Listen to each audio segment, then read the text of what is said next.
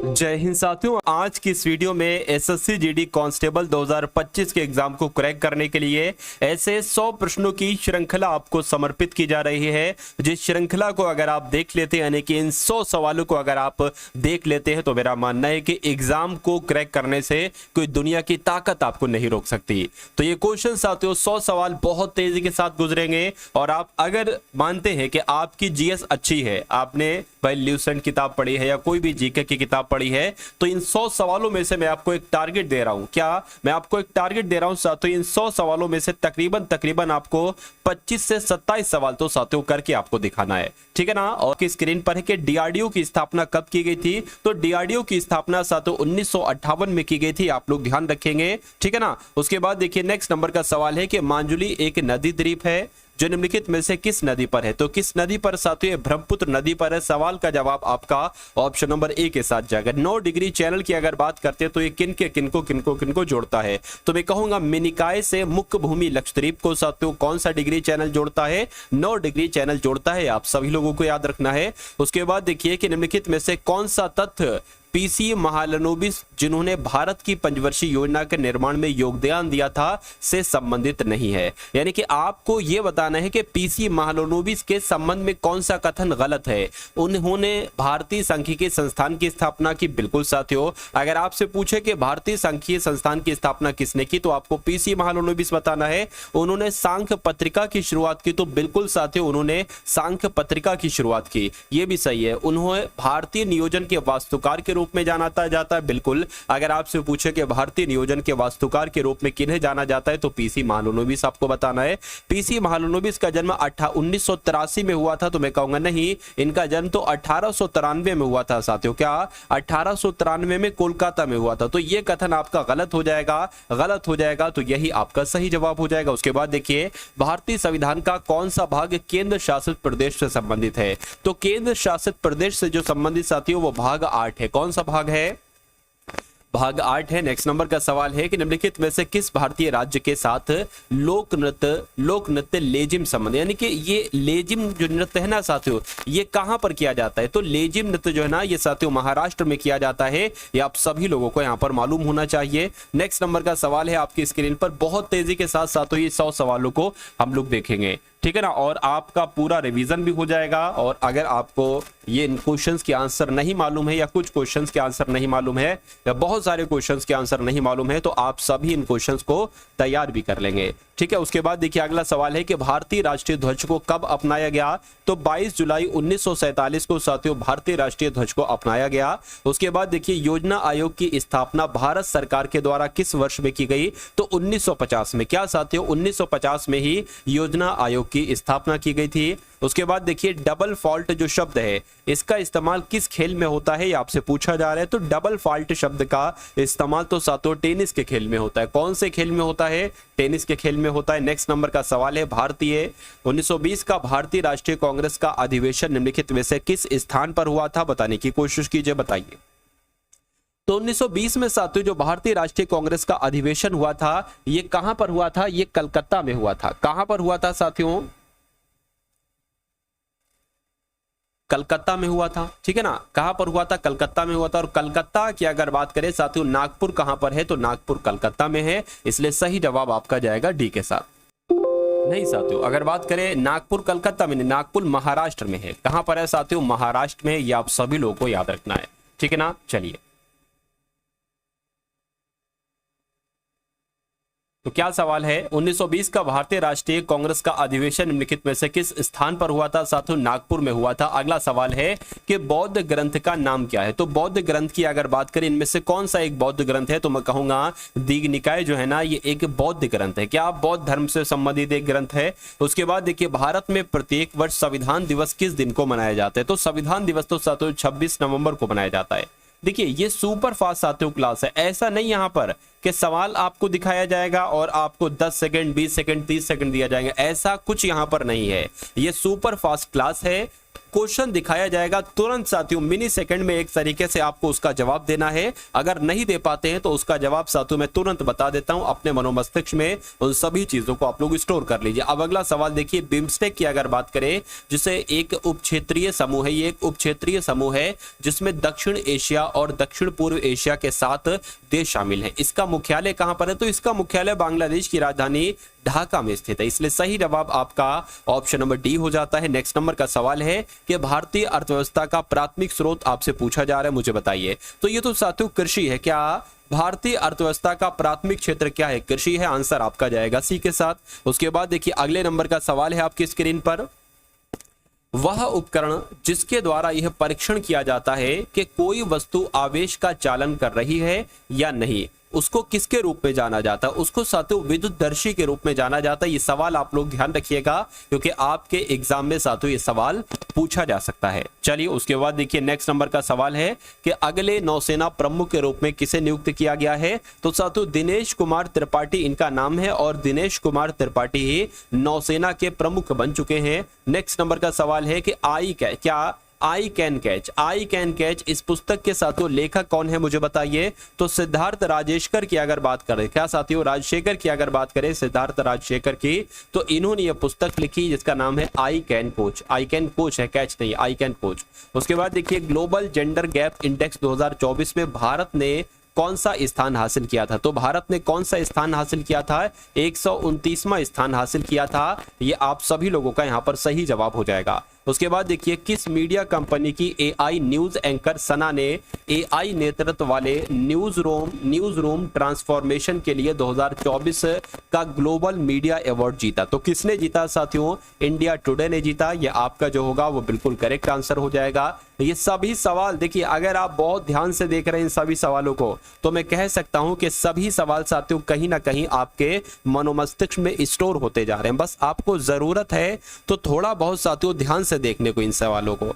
तो अगर आप इन सभी सवालों को बहुत ध्यान से देख रहे हैं तो मेरा मानना है कि ये सभी सवालों के जवाब और ये सवाल आपके मनोमस्तिष्क में स्टोर होते जा रहे हैं। ठीक है ना? चलिए, तो नौटंकी की अगर बात करें कि नौटंकी कहां पर साथियों होती है, तो ये उत्तर प्रदेश का एक तरीके से है। या आप सभी लोग यहां पर ध्यान रखेंगे। ठीक है ना? चलिए, क्या आपसे ऐसे ही पूछा जा सकता है कि उत्तर प्रदेश का इसमें से निम्नलिखित में से कौन सा नृत्य है? तो नौटंकी नृत्य जो है ना उत्तर प्रदेश का ही है।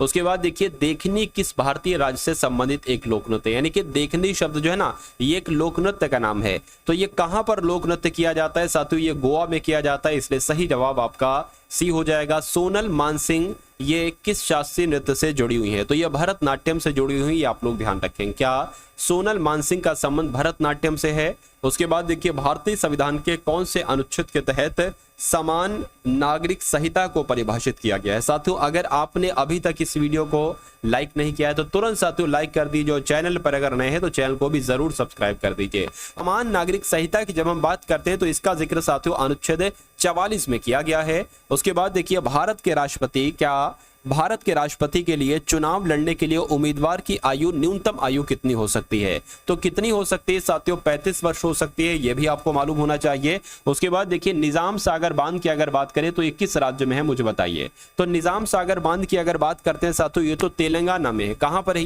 ये तेलंगाना में है। सही जवाब आपका बी के साथ जाएगा। भारतीय संविधान में राष्ट्रपति महाअभियोग की विशेषता को किस देश के संविधान से लिया गया है, बताइए। चलिए, तो ये अमेरिका के संविधान से लिया गया। आप लोग साथियों ध्यान रखेंगे भारतीय संविधान में जो राष्ट्रपति महाअभियोग की विशेषता है इसको अमेरिका के संविधान से लिया गया है। सिल्वर फाइबर क्रांति किससे संबंधित है? तो किससे संबंधित है साथियों? कपास से संबंधित है सिल्वर फाइबर क्रांति। नेक्स्ट नंबर का सवाल है कि अब आपको साथियों डेट बताना है, सन बताना है कि कब संविधान सभा ने भारत के लिए एक प्रारूप संविधान तैयार करने के लिए डॉक्टर भीमराव अंबेडकर की अध्यक्षता में एक प्रारूप समिति का गठन किया था। तो कब किया था? 29 अगस्त 1947 को संविधान सभा ने भारत के लिए एक प्रारूप संविधान तैयार करने के लिए डॉक्टर भीमराव अंबेडकर की अध्यक्षता में एक प्रारूप समिति का गठन किया था। तो कब किया था साथियों? 29 अगस्त 1947 को किया था। ये डेट आप सभी लोगों को याद रखना है क्योंकि ये डेट आपसे बार बार पूछी जाती है आपके एग्जाम में। उसके बाद देखिए निम्नलिखित में से कौन सा देश ब्रिक्स का सदस्य देश नहीं है साथियों। देखिए मुझे बताइए राइट आंसर आपका यहाँ पर क्या हो सकता है, बताइए। तो अगर बात करें साथियों ब्रिक्स का सदस्य देश नहीं है, देखिए अगर बात करें दक्षिण अफ्रीका है, भारत है, रूस है, लेकिन भूटान नहीं है। भूटान नहीं है साथियों, तो ये क्या होगा, यही आपका बिल्कुल करेक्ट आंसर हो जाएगा। उसके बाद देखते हैं नेक्स्ट नंबर का सवाल है आपकी स्क्रीन पर कि निम्नलिखित में से कौन the day I stopped drinking milk पुस्तक के लेखक हैं। तो कौन है साथियों, सुधा मूर्ति हैं, ये भी आप लोग यहां पर ध्यान रखेंगे। राइट आंसर आपका जाएगा ऑप्शन नंबर सी के साथ। अगला सवाल है कि राष्ट्रीय मतदाता दिवस साथियों कब मनाया जाता है। तो राष्ट्रीय मतदाता दिवस तो 25 जनवरी को मनाया जाता है। कब मनाया जाता है, 25 जनवरी को राष्ट्रीय मतदाता दिवस मनाया जाता है, आप सभी लोग ध्यान रखेंगे। और अगर पूछ लिया जाए 15 जनवरी को कौन सा दिवस मनाया जाता है, तो सेना दिवस मनाया जाता है। अगर आपसे पूछा जाए कि भाई सेना दिवस कब मनाया जाता है, तो 15 जनवरी को सेना दिवस मनाया जाता है। ये आप सभी लोगों को यहाँ पर मालूम होना चाहिए। उसके बाद देखिए अगला सवाल है कि 500 रुपए के महात्मा गांधी श्रृंखला के नोट का रंग साथियों कैसा होता है। तो इसका रंग कैसा होता है, स्टोन ग्रे इसका रंग होता है। सवाल अगर पूछा जाए तो जवाब मैंने आपको बता दिया है, क्योंकि मैं आपको साथियों उस रण क्षेत्र में कूदाने जा रहा हूं जिस रण क्षेत्र में कूदने पर साथियों सिलेक्शन होता है। यानी कि वो आपको पढ़ा दूंगा, इतना आपको पढ़ा दूंगा कि आपका सिलेक्शन साथियों बहुत आराम से हो जाए। क्या बहुत आराम से हो जाए। तो इनमें से कौन कथक के प्रतिपादक नहीं, यानी कि कथक का संबंध साथियों शंभू महाराज से है, बिल्कुल बिरजू महाराज से, लेकिन किशन महाराज से नहीं है, सितारा देवी से भी है। उसके बाद देखिए निम्नलिखित विकल्पों में से भारत में हिमालय का सबसे ऊंचा पर्वत शिखर कौन सा है, मुझे बताइए। तो कंचनजंगा की अगर बात करें, कंचनजंगा ये आपका बिल्कुल करेक्ट आंसर हो जाता है भाई, बहुत बढ़िया, वेरी गुड क्लास। भारत में हिमालय की सबसे ऊंची पर्वत चोटी है साथियों कंचनजंगा, ठीक है। चलिए, और दुनिया का ये तीसरा सबसे ऊंचा पर्वत है। इसकी ऊंचाई कितनी है साथियों, 8888 नहीं साथियों 85 है, 8586 इसकी क्या है साथियों, ये इसकी ऊंचाई है मीटर में। उसके बाद देखिए अगला सवाल है कि अमीनो अम्ल के निर्माण खंड है। या अगर बात करते हैं साथियों प्रोटीन के, अमीनो अम्ल जो है ना ये प्रोटीन के निर्माण खंड है, ये आपका बिल्कुल करेक्ट आंसर हो जाएगा। उसके बाद देखिए यहां पर अगर बात करते हैं साथियों इस सवाल के जवाब की कि CGS में सार्वत्रिक गुरुत्वीय स्थिरांक G का मान क्या होगा। तो 6.7667 गुणा 10 की घात 8, ये माइनस की 10 की घात 8 है, ऐसा नहीं है। और CGS इकाई ये आपका बिल्कुल करेक्ट आंसर हो जाता है। उसके बाद देखिए अगला सवाल है कि हसदेव अरण्य अभियान में उनके प्रयासों के लिए एशिया से 2024 गोल्डमैन पुरस्कार किसने जीता था। तो आलोक शुक्ला जी ने जीता था। किसने जीता था, आलोक शुक्ला जी ने जीता था। उसके बाद देखिए बिहार में नालंदा विश्वविद्यालय का नया परिसर कहाँ स्थित है, जिसका उद्घाटन प्रधानमंत्री नरेंद्र मोदी के द्वारा साथियों किया गया है।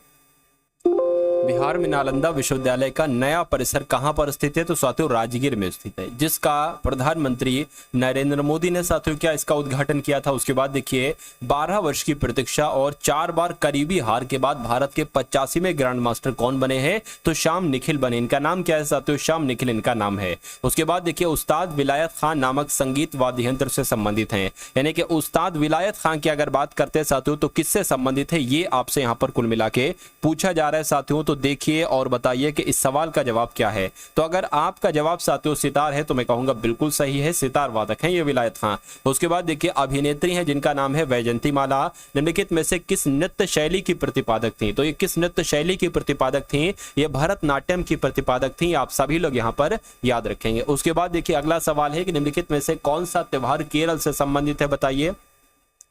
तो अगर बात करें साथियों ओणम, मैं कहूंगा बिल्कुल साथियों ओणम जो है ना यह केरल से ही संबंधित है। अगला सवाल है कि निम्नलिखित में से किस हिमालय पर्वतमाला में बनिहाल दर्रा स्थित है, तो जो बनिहाल दर्रा स्थित है ना साथियों ये पीर पंजाल में स्थित है, ये आप सभी लोग यहाँ पर याद रखेंगे। उसके बाद देखिए संतोष ट्रॉफी का संबंध किस खेल से, ऐसे सवाल भी आपके एग्जाम में पूछे जाते हैं। तो अगर बात करें साथियों क्या फुटबॉल से संबंधित है, मैं कहूंगा बिल्कुल संतोष ट्रॉफी का संबंध जो है ना वो फुटबॉल से है। नील नदी को किस देश की रीढ़ के रूप में जाना जाता है, तो ये मिस्र की साथियों रीढ़ के रूप में जाना जाता है। जो नील नदी है ना, क्योंकि मिस्र में ही नील नदी है, तो और नील नदी विश्व की सबसे लंबी नदी है, तो मिस्र की रीढ़ के रूप में जाना जाता है नील नदी को। उसके बाद देखिए सांची का स्तूप साथियों ये कहां पर है, तो ये कहां पर है साथियों, ये मध्य प्रदेश में। क्या सांची के स्तूप की अगर बात करें मध्य प्रदेश में है। कितने भारतीय राज्य बांग्लादेश के साथ अपनी सीमा को साझा करते हैं, तो 5 राज्य भारत के जो है ये बांग्लादेश के साथ अपनी सीमा को साझा करते हैं। उसके बाद देखिए संविधान के किस भाग में संशोधन की प्रक्रिया का उल्लेख किया गया है, तो कौन से भाग में साथियों, भाग 20 में संशोधन की प्रक्रिया का उल्लेख किया गया है, ये आप सभी लोगों को यहां पर मालूम होना चाहिए। उसके बाद देखिए निम्नलिखित में से कौन दिल्ली का पहला सैयद शासक था, तो अगर खिज्र खां की बात करें तो खिज्र खां साथियों सैयद, दिल्ली का पहला सैयद, क्या लिखा हुआ है साथियों, दिल्ली का पहला सैयद शासक था। ये आप सभी लोग यहां पर क्या रखेंगे, याद रखें। मैं आपको बता देता हूं, देखिए सैयद वंश आपने सुना होगा, क्या आपने सुना होगा, सैयद वंश आपने सुना होगा। सैयद वंश का जो कार्यकाल रहा था वो 1414 से लेकर 1451 तक रहा था, ठीक है ना, 1414 से लेकर 1451 तक रहा था, ये आप सभी लोग याद रखे हैं। और दिल्ली का पहला सैयद शासक जो था वो साथियों खिज्र खां था, ये भी आप लोगों को मालूम होना चाहिए। उसके बाद देखिए अगला सवाल है कि निम्नलिखित में से किस व्यक्ति का मकबरा भारत के बाहर है, तो अगर बात करें भारत के बाहर साथियों किसका मकबरा है, देखिए और मुझे बताइए राइट आंसर आपका क्या होगा। देखिए यहां पर अगर बात करते हैं साथियों, क्या यहां पर अगर बात करते हैं कि हुमायूं का मकबरा कहां पर है साथियों, हुमायूं का मकबरा दिल्ली में है, ये आप सभी लोग जानते हैं। जहांदार शाह का मकबरा साथियों कहां पर, ये हुमायूं के मकबरे में ही है। और औरंगजेब का मकबरा कहां है साथियों, खुलदाबाद में। क्या खुलदाबाद में जो है ना साथियों औरंगजेब का मकबरा है, ये आप सभी लोग भली भांति साथियों जानते होंगे, अच्छे तरीके से आप लोग जानते होंगे। लेकिन जहांगीर की जब हम बात करते हैं, जहांगीर का मकबरा साथियों पाकिस्तान में, तो मैं कहूंगा आंसर आपका ऑप्शन नंबर सी हो जाता है। उसके बाद देखिए निम्नलिखित में से किसका गठन भारत के संविधान के अनुच्छेद 280 के तहत किया गया था, तो वित्त आयोग की अगर बात करते हैं साथियों, वित्त आयोग का गठन अनुच्छेद 280 के तहत किया गया था। उसके बाद देखिए किस राज्य में सबसे बड़ी तट रेखा है या तटीय रेखा भी कहा जाता है, तो गुजरात की सबसे बड़ी तटीय रेखा है, ये आप लोग ध्यान रखेंगे। उसके बाद देखिए भारतीय राष्ट्रीय गीत वंदे मातरम पहली बार किस राजनीतिक अवसर पर गाया गया था, तो यह साथियों 1896 के भारतीय राष्ट्रीय कांग्रेस के सत्र में गाया गया था। उसके बाद देखिए घूमर कहां का लोक नृत्य है, तो मैं कहूंगा घूमर साथियों राजस्थान का एक लोक नृत्य है, आंसर आपका जाएगा डी के साथ। नेक्स्ट नंबर का सवाल है भूपरपट्टी में सबसे प्रचुर मात्रा में पाई जाने वाली धातु कौन सी है, तो भूपरपट्टी में सबसे प्रचुर मात्रा में पाई जाने वाली धातु एल्यूमिनियम है। अगला सवाल है बिंबावती देवी किस भारतीय नृत्य शैली की प्रतिपादक हैं, तो ये मणिपुरी की प्रतिपादक हैं, ये भी आप लोग यहाँ पर याद रखेंगे। उसके बाद देखिए पर्यावरण प्रदर्शन सूचकांक 2024 में भारत का स्थान कौन सा है, तो भारत का स्थान साथियों 176वां है। भारत का स्थान कौन सा है साथियों, 176वां है। उसके बाद देखिए एक अभ्यास है डस्टलिक, इसके 5वें संस्करण में भारतीय सेना की कौन सी टुकड़ी भाग ले रही है, तो मैं कहूंगा साथियों जाट रेजिमेंट भाग ले रही है, ये आप लोग ध्यान रखेंगे। राइट आंसर आपका डी हो जाता है। रूसी संघ के राष्ट्रपति के द्वारा प्रधानमंत्री नरेंद्र मोदी को प्रदान किए गए पुरस्कार का नाम क्या है, तो साथियों the order of Saint Andrew the Apostle की अगर बात करते हैं साथियों रूसी संघ के राष्ट्रपति के द्वारा प्रधानमंत्री नरेंद्र मोदी को प्रदान किया गया एक पुरस्कार है। उसके बाद देखिए अगला सवाल है भारत के संविधान में जो अवशिष्ट शक्तियां इसको सौंपी गई हैं, यानी कि भारत के संविधान में अवशिष्ट शक्तियां एक तरीके से सौंपी गई हैं, किसको सौंपी गई हैं, देखिए और मुझे बताइए कि आपका सही जवाब साथियों यहां पर क्या हो सकता है, फटाफट आप लोग बताइए। तो आप लोग ध्यान रखेंगे साथियों केंद्र की अगर बात करें, इनके भारत के संविधान में अवशिष्ट शक्तियां केंद्र को सौंपी गई हैं। उसके बाद देखिए भारत छोड़ो आंदोलन के समय वायसराय कौन थे, यानी कि जब भारत छोड़ो आंदोलन हुआ था उस समय वायसराय कौन थे, तो लॉर्ड लिनलिथगो ही उस समय वायसराय थे। नेक्स्ट नंबर का सवाल है कि भारत के संविधान में 52वां संविधान संशोधन सबसे अधिक किससे संबंधित है, तो ये साथियों राजनीतिक दल बदल विरोधी प्रावधानों से संबंधित है, आप सभी लोगों को याद रखना है, एग्जाम में सवाल आपसे पूछा जा सकता है। उसके बाद देखिए महामगम महोत्सव हर 12 वर्ष के बाद मनाया जाता है, कहां पर मनाया जाता है, तमिलनाडु में मनाया जाता है। महामगम महोत्सव हर 12 वर्ष के बाद तमिलनाडु में मनाया जाता है। भारतीय संविधान का अनुच्छेद 32 किससे संबंधित है, तो अनुच्छेद 32 की अगर बात करें संवैधानिक उपचारों के अधिकार से संबंधित है साथियों अनुच्छेद 32, ये भी आप लोगों को मालूम होना चाहिए। उस्ताद अल्लाह रखा खां भारतीय संगीत में निम्नलिखित में से किस वाद्य यंत्र को बजाने में उनके योगदान के लिए प्रसिद्ध है, तो मैं कहूंगा तबला इस प्रश्न का बिल्कुल सही जवाब हो जाएगा, ठीक है ना। चलिए, यानी कि उस्ताद अल्लाह रखा खां तबला वादक थे। अगला सवाल है कि फॉलो ऑन शब्द निम्नलिखित में से किससे संबंधित है? तो इस शब्द का इस्तेमाल क्रिकेट के खेल में होता है साथियों, फॉलो ऑन का संबंध है। उसके बाद मतलब फॉलो ऑन शब्द का इस्तेमाल क्रिकेट के खेल में होता है। अंतरराष्ट्रीय न्यायालय का मुख्यालय कहां पर है? आप सभी लोग जानते हैं साथियों, द हेग में, यानी कि नीदरलैंड के द हेग में अंतरराष्ट्रीय न्यायालय का मुख्यालय है। नेक्स्ट नंबर का सवाल है, भारत में किस गवर्नर जनरल के शासनकाल में रेलवे लाइन की स्थापना की गई थी? तो रेलवे लाइन की स्थापना साथियों लॉर्ड डलहौजी के शासनकाल में की गई थी, ये भी आपको मालूम होना चाहिए। साथियों अपना एक चैनल है टारगेट सिलेक्शन, इस चैनल को साथियों सर्च कीजिए और इस चैनल को तुरंत सब्सक्राइब कर लीजिए, क्योंकि यहाँ पर आपको पूरा मॉडल पेपर दिया जाता है। कौन आर्थिक गतिविधियों के द्वितीयक क्षेत्र के अंतर्गत आता है? तो जो चीनी का कारखाना है ये आर्थिक गतिविधियों के द्वितीयक क्षेत्र के अंतर्गत आता है। उसके बाद देखिए एक बौद्ध त्योहार है जिसका नाम है सोगुक्रान। क्या सोगुक्रान मुख्य रूप से निम्नलिखित में से किस भारतीय राज्य में मनाया जाता है?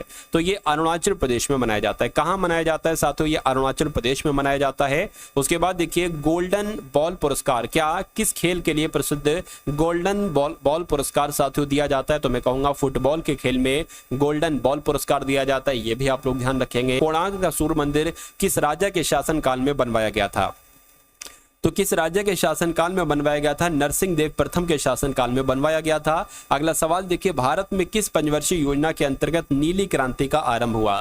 तो 7वीं पंचवर्षीय योजना के अंतर्गत साथियों नीली क्रांति का आरंभ हुआ। उसके बाद देखते हैं अगले नंबर का सवाल है, भारतीय संविधान में राष्ट्रपति के चुनाव की विधि को किस देश के संविधान से लिया गया है? बताइए। तो किस देश के संविधान से लिया गया है? मैं कहूंगा आयरलैंड के संविधान से लिया गया है, ये आप सभी लोगों को मालूम होना चाहिए। उसके बाद देखिए एक पौधे की कोशिका भित्ति किससे निर्मित होती है? तो एक पौधे की कोशिका भित्ति सेल्यूलोज से निर्मित होती है। किससे निर्मित होती है? सेल्यूलोज से निर्मित होती है। उसके बाद देखिए साथियों, ये सभी की अगर बात करें ना, ये सभी मोस्ट एक्सपेक्टेड क्वेश्चन है, यानी कि जो डायरेक्ट आपको आपके एग्जाम में देखने को मिल सकते हैं, इसलिए बहुत ध्यान से इन सभी सवालों को आप लोग देखिए। इटाई रोग की अगर बात करें तो इटाई रोग साथियों किसके कारण होता है? मरकरी के कारण, कैडमियम के कारण, आर्सेनिक के कारण या नाइट्रेट के कारण? तो मैं कहूंगा कैडमियम के कारण होता है। आंध्र प्रदेश के मुख्यमंत्री साथियों किसको बनाया गया है? तो चंद्रबाबू नायडू इनका नाम है। चंद्रबाबू नायडू को ही साथियों आंध्र प्रदेश का मुख्यमंत्री बनाया गया था। उसके बाद देखिए विश्व भूख दिवस यानी कि वर्ल्ड हंगर डे 2024 की विषय वस्तु क्या थी? तो इसकी साथियों विषय वस्तु क्या थी? थ्राइविंग मदर्स इसकी विषय वस्तु थी, ठीक है ना। क्या थ्राइविंग मदर्स आप लोग यहां पर ध्यान रखेंगे। उसके बाद देखिए कि नासा के प्रीफायर मिशन का मुख्य लक्ष्य क्या था? तो इसका मुख्य लक्ष्य साथियों क्या था? मंगल सतह का अन्वेषण करना नहीं, पृथ्वी के ध्रुवों का अध्ययन करना। मैं कहूंगा बिल्कुल सही, यानी कि नासा के प्रीफायर मिशन का जो मुख्य लक्ष्य था वो पृथ्वी के ध्रुवों का अध्ययन करना था, ये आप लोग ध्यान रखेंगे। चलिए भाई, उसके बाद देखिए नेक्स्ट नंबर का सवाल है आपकी स्क्रीन पर, देखिए और मुझे बताइए कि आपका सही जवाब यहां पर किस ऑप्शन के साथ जा सकता है। चलिए, पूछा जा रहा है कि भारत में स्टैच्यू ऑफ यूनिटी जो है ना, ये दुनिया की सबसे ऊंची प्रतिमा है। तो ये सरदार वल्लभ भाई पटेल की एक तरीके से स्टैच्यू ऑफ यूनिटी मूर्ति है, ठीक है ना। उसके बाद देखिए किसका काल दिल्ली सल्तनत काल के रूप में जाना जाता है? तो किसका काल जाना जाता है? मैं कहूंगा 1210 से 1526 नहीं, 1205 से नहीं, 1206 से 1526 तक बिल्कुल सही। 1206 से लेकर 1526 तक के कार्यकाल को दिल्ली सल्तनत का काल ही कहा जाता है। सिंधु घाटी सभ्यता के लोग किसकी उपासना करते थे? तो ये पशुपति की उपासना करते थे। आंसर आपका डी के साथ जाएगा। उसके बाद देखिए आप 16 यार्ड हिट शब्द को निम्नलिखित में से किस खेल से जोड़ते हैं? यानी कि जो 16 यार्ड हिट शब्द है ना, ये किस खेल से संबंधित है? तो ये फील्ड हॉकी से संबंधित है, ये आप सभी लोग यहाँ पर याद रखेंगे। उसके बाद देखिए 10 डिग्री चैनल की अगर बात करते हैं तो ये किन के बीच है? तो ये लिटिल अंडमान और कार निकोबार के बीच स्थित है, ये आप सभी लोगों को यहाँ पर मालूम होना चाहिए। अगला सवाल है, भारत छोड़ो आंदोलन को किसने और कहां भारतीय राष्ट्रीय कांग्रेस के द्वारा अपनाया था? तो किसने साथियों? महात्मा गांधी जी ने। और कहां पर? तो बॉम्बे में, यानी कि महात्मा गांधी और बॉम्बे, यानी कि यहां पर गांधी जी आएगा। क्या यहां पर साथियों गांधी जी आएगा और यहां पर साथियों मुंबई आएगा, बॉम्बे आएगा, ये आप सभी लोग यहां पर ध्यान रखेंगे। खैर, अगला सवाल है कि आमतौर पर अपशिष्ट जल प्रशोधन की प्रक्रिया को क्या कहा जाता है? तो इसको साथियों मलजल प्रशोधन कहा जाता है। आपसे पूछा जाएगा कि अपशिष्ट जल प्रशोधन की प्रक्रिया को क्या कहा जाता है? तो मलजल प्रशोधन कहा जाता है। उसके बाद देखिए इनकलाब जिंदाबाद का नारा किसके द्वारा गढ़ा गया था? देखिए इनकलाब जिंदाबाद का नारा ये जो फेमस बनाया था, इसका बहुत ज्यादा इस्तेमाल किया तो जो वो तो भगत सिंह ने किया, लेकिन गढ़ा गढ़ा, अगर ये शब्द आ जाए गढ़ा, किसने गढ़ा, तो हसरत मोहानी के द्वारा साथियों गढ़ा गया। लेकिन अगर हसरत मोहानी ऑप्शन में ना हो तो भगत सिंह आपको लगा देना है। उसके बाद देखिए अगला सवाल है, नगर पालिकाओं से संबंधित अनुच्छेद 243 का वी के तहत क्या वर्णित है। तो साथियों क्या वर्णित है, सदस्यता के लिए अयोग्यता वर्णित है, ये आप सभी लोग यहाँ पर याद रखेंगे। उसके बाद देखिए नेक्स्ट नंबर का सवाल है कि कौन भारतीय संविधान की गैर संघीय विशेषता है। तो भारतीय संविधान की गैर संघीय विशेषता है स्वतंत्र न्यायपालिका है, मैं कहूंगा साथियों, ठीक है ना। एकल संविधान, ये आपका सही जवाब हो जाएगा, यानी कि भारतीय संविधान की गैर संघीय विशेषता जो है वो एकल संविधान ही है। उसके बाद देखिए भारत में आर्थिक सुधार उपायों को औपचारिक रूप से कब आरंभ किया गया। तो कब आरंभ किया गया, जुलाई 1991 में आरंभ किया गया, ये आप सभी लोग यहाँ पर याद रखेंगे। ज्ञानपीठ पुरस्कार जीतने वाली पहली महिला कौन थी। तो ज्ञानपीठ पुरस्कार जीतने वाली पहली महिला साथियों कौन थी, आशा पूर्णा देवी थी, इसलिए राइट आंसर आपका जाएगा बी के साथ। कथकली किस राज्य का मुख्य शास्त्रीय नृत्य है। तो मैं कहूंगा ये तो केरल का नृत्य है। कहाँ का नृत्य है साथियों, ये केरल का नृत्य है। उसके बाद देखिए निम्नलिखित में से कौन सा त्योहार विष्णु के वामन अवतार से संबंधित है। तो जो ओणम त्योहार है ना, ओणम त्योहार ये साथियों विष्णु के वामन अवतार से संबंधित है। उसके बाद देखिए चंगाई नृत्य किस भारतीय राज्य से संबंधित है। तो अगर बात करते हैं साथियों नागालैंड की, तो मैं कहूंगा बिल्कुल चंगाई नृत्य ये नागालैंड में ही किया जाता है। 2024 कैबिनेट में वर्तमान महिला एवं बाल विकास मंत्री कौन है। तो इनका नाम है अन्नपूर्णा देवी और ये कैबिनेट में वर्तमान महिला एवं बाल विकास मंत्री हैं। उसके बाद देखिए पेरिस ओलंपिक का उद्घाटन समारोह फ्रांस में कहां आयोजित किया जाएगा। तो कहां किया गया है साथियों, सीन नदी पर किया गया, ये भी आप लोग ध्यान रखेंगे। उसके बाद देखिए कासा किस देश की अंतरिक्ष एजेंसी है। अगर साथियों यहां पर हम लोग बात करते हैं